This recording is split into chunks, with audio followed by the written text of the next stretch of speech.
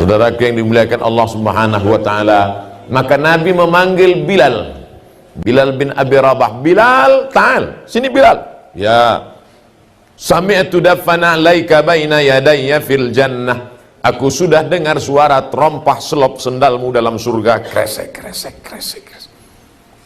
Yang mengumandangkan azan subuh dua orang. Pertama Abdullah bin Ummi Maktum, buta. Yang satu lagi Bilal bin Rabah. Bilal, sini. Nanti bapak masuk ke Taman Raudhah. Ini mimbar, ini mihrab, ini ada tinggi di atas kepala. Disitulah Bilal mengumandangkan azan. Allahu Akbar, Allahu Akbar. Nabi memanggil Bilal. Aku dengar suara terompah selop sendalmu dalam surga. Apa amalmu Bilal? Aku tak pernah meninggalkan 2 rakaat salat wudu. Bagi yang belum melaksanakan, pulang dari sini nanti malam usolli sunnatal wudu raka'ataini lillahi ta'ala. Mana yang dulu Pak Ustaz? Tahiyatul masjid atau wudu? Tahiyatul masjid dulu. Habis tahiyatul masjid baru salat sunat wudu. Siapa yang salat sunat wudu dulu, maka otomatis tahiyatul masjidnya sudah. Karena tahiyatul masjid itu dilaksanakan sebelum duduk. Idza dakhala ahadukumul masjidah. Kalau kamu masuk masjid fala yajlis, jangan duduk hatta yusalli raka'ataini, sampai salat 2 rakaat. Kalau sudah duduk tidak ada lagi tahiyatul masjid. Maka pertama kali masuk tahiyatul masjid, habis itu salat sunat wudu. Apa hubungan Bilal dengan persaudaraan Ustadz Somad? Seandainya yang dipanggil Nabi itu Ali. Hai Ali, sini. Aku dengar suara terompahmu dalam surga. Berarti kau sudah masuk surga. Ya enggak heran. Ali kan sepupu Nabi. Ali kan menantu Nabi. Ali kan Quraisy, anak muda, cerdas, ganteng. Andai yang dipanggil Nabi itu Utsman, aku dengar suara sendalmu dalam surga. Ya biasa aja. Utsman kan menantu Nabi. Utsman kan kaya. Seandainya yang dipanggil Nabi Umar, oh ya Umar karena dia tegap, gagah, perkasa. Seandainya yang dipanggil Nabi Abu Bakar, sini, aku dengar suara terompah sendalmu dalam surga. Ya Abu Bakar kan yang paling banyak mewakafkan hartanya. Pindah dari Makkah ke Madinah, semua biaya, ongkos transportasi, makan, konsumsi, biaya ditanggung oleh Abu Bakar Siddiq.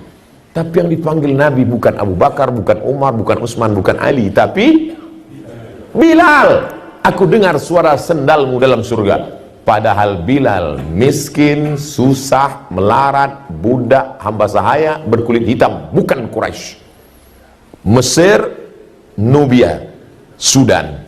Mesir, Nubia, Sudan. Ada kampung kecil namanya Nubia, itu kampungnya Bilal bin Abi Rabah. Afrika Utara. Bapak Ibu tahu warna kulit orang Afrika Utara 2 saja, hitam dan hitam sekali. Banyak keluarga-keluarga saudara-saudara Bilal yang ada di Makkah, di Madinah, yang sesuku dengan beliau, orang Afrika. Itu yang dipanggil orang Afrika. Rambutnya kalau panjang sedikit, bulat-bulat seperti jagung. Bibir tebal, hitam. Dia senyum, kita takut. Itu yang dikatakan Nabi. Apa makna terompahnya sudah masuk surga? Apa makna sendalnya terdengar di surga?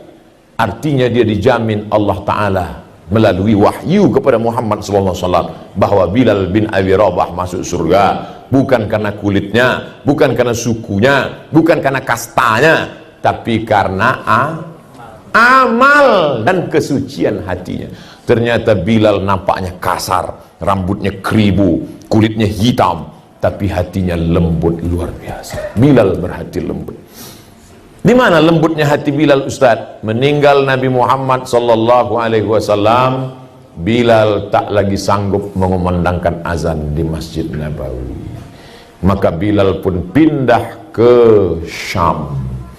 Di Syam lah dia. Meninggal Nabi, naiklah Abu Bakar Siddiq. Dengan debat yang luar biasa. Tempat berdebat itu namanya Saqifah Bani Sa'idah. Saqifah, tempat yang ada atapnya. Kalau sekarang balai pertemuan seperti ini. Saqifah dari kata saqaf. Saqaf artinya atap. Menghadap ke arah kiblat, Masjid Nabawi, kiblat, sebelah kanan ada gedung Museum Asmaul Husna, sebelah Museum Asmaul Husna ada Saqifah Bani Sa'idah. Bapak-bapak sudah ke sana? Alhamdulillah. Sengaja pemerintah Saudi Arabia tanah termahal di dunia, Makkah Madinah, kalah tanah Las Vegas. Tapi tanah ini tidak boleh dibangun hotel. Untuk menghormati apa? Karena disinilah perdebatan sahabat untuk mengangkat pemimpin setelah Nabi Muhammad sallallahu alaihi wasallam. Nabi Muhammad sudah meninggal. Siapa penggantinya? Bukan penggantinya sebagai nabi, bukan. La nabiyya ba'dah, tak ada nabi setelah dia, tapi menjadi pengganti kepemimpinan Islam. Itu pentingnya Islam mengangkat pemimpin. Kata orang Makkah, yang akan menjadi pemimpin adalah Umar.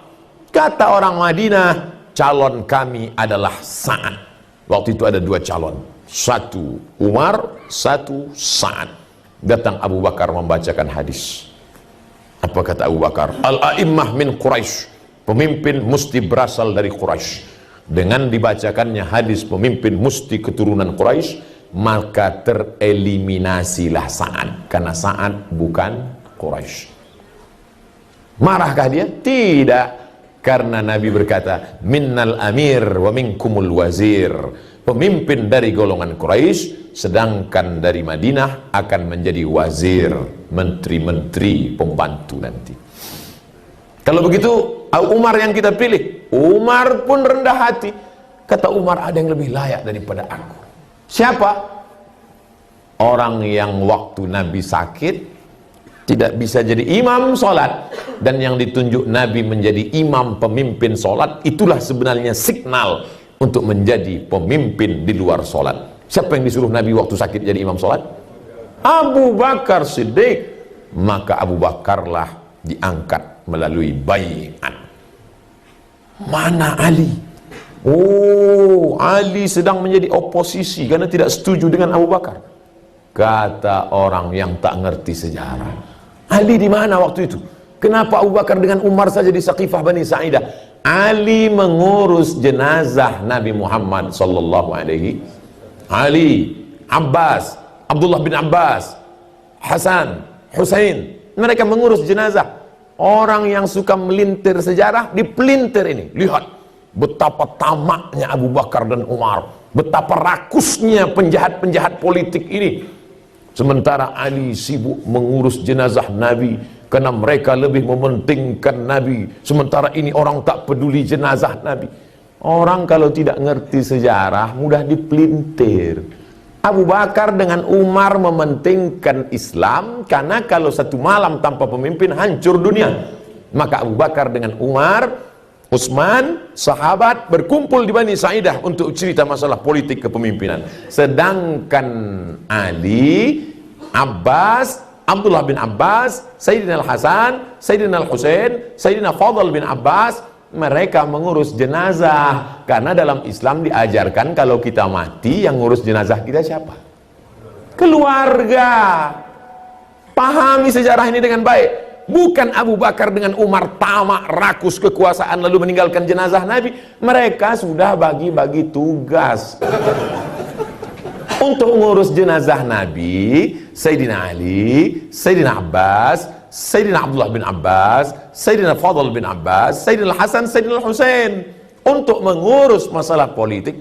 Bukan mereka ada konflik, tidak ada konflik. Makanya kita dua-duanya kita sebut Allahumma salli ala Sayyidina Muhammad wa ala alihi wa sahbihi. Kita cinta keluarganya, kita juga cinta kepada sahabatnya. Ini penting supaya kita tidak dipelintir. Oh, itu cerita di Saqifah tuh Pak Ustaz. Ya, saya udah foto-foto di Saqifah. Pengetahuannya belakangan. Nanti waktu update masukkan cerita ini. Nah, saya udah update kemarin Pak Ustaz. Update sekali lagi. Ini edisi revisinya. Jadi kita sedang menebarkan kebaikan-kebaikan kepada teman-teman, kepada sahabat-sahabat kita. Lalu kemudian maka naiklah Abu Bakar menjadi khalifah. Abu Bakar jadi khalifah cuma 2 tahun.